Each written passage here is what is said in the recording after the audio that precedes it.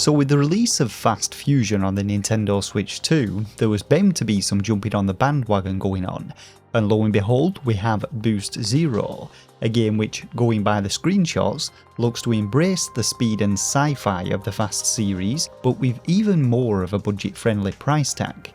So I decided to give it a go, and oh boy did I regret it. Now this is going to be a bit of a short one, simply because I got to the 4th stage of the game's championship mode and simply couldn't stomach it anymore, and you'll soon see why.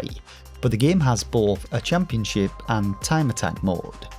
The championship mode has 8 worlds in total, each containing 4 races which must be completed in order, and prior to starting the race you'll get to select from a variety of different vehicles, each with speed, handling and power stats, but none of these really make any difference in my opinion. And 3 new vehicles are unlocked after the completion of each world, and you can also change the colour palette of each of these.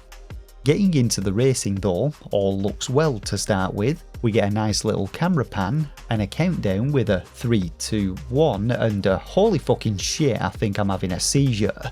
So you know those bonus stages from Sonic 2?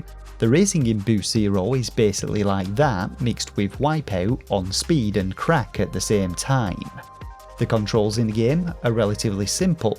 You accelerate and brake with the ZL and ZR buttons, steer with the thumbstick and can hold B to perform a boost, though I've no idea why you would ever want to use this, as there doesn't actually appear to be any kind of speed limit in the game. You just keep on accelerating to infinity, and hitting the boost button rockets you forwards, stretching the camera and making it near impossible to navigate corners. Take too much damage though and it's game over, and damage comes from both hitting the sides of the racetrack as well as smashing into your opponents or obstacles.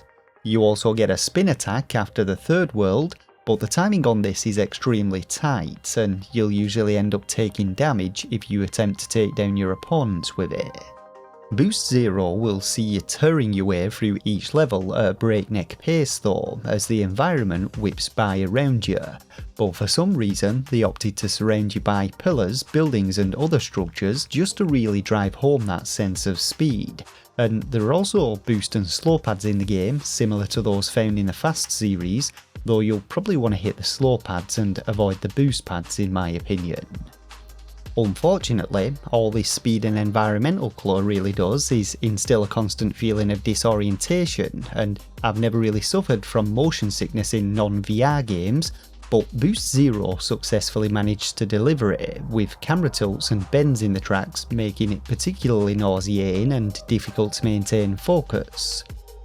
Now the objective in each race changes depending on which stage of the world you're on, but they basically fall into 3 main categories. Those in which you're racing alone and have to survive against the clock until you reach the end goal, indicated by the distance meter in the top left corner. Those in which you race against other racers and have to reach a certain position before you hit the end goal. And rather randomly, rabbit catching races, where, as the title implies, you have to catch rabbits. Each world has its own nuances to look forward to, such as jumps in the snow world, stone pillars in the west reddish world, and flaming boulders in the desert world. But the sheer speed of the game is so goddamn fast that you barely get a chance to react to these, and they also appear at random. In fact, the entire racetrack is procedurally generated, so you have no idea what you're going to face in a level. Though there is an indicator at the top of the screen which flashes when a corner is coming up and makes it a little bit easier to prepare for them, or at least try to prepare, providing you're not moving too quickly. Other than the speed though, there's very little to challenge you in the races.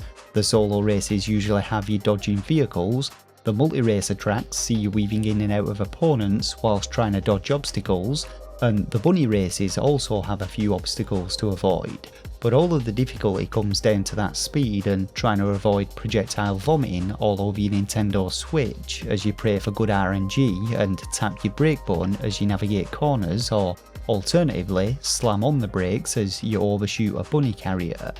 In all honesty, the game wouldn't have been all that bad if it were not for the awful decision to paint everything with a sickly oversaturated colour palette and surround you by a million different environmental features, because these two combined, alongside the camera movement and winding tracks, makes for a very unpleasant gameplay experience.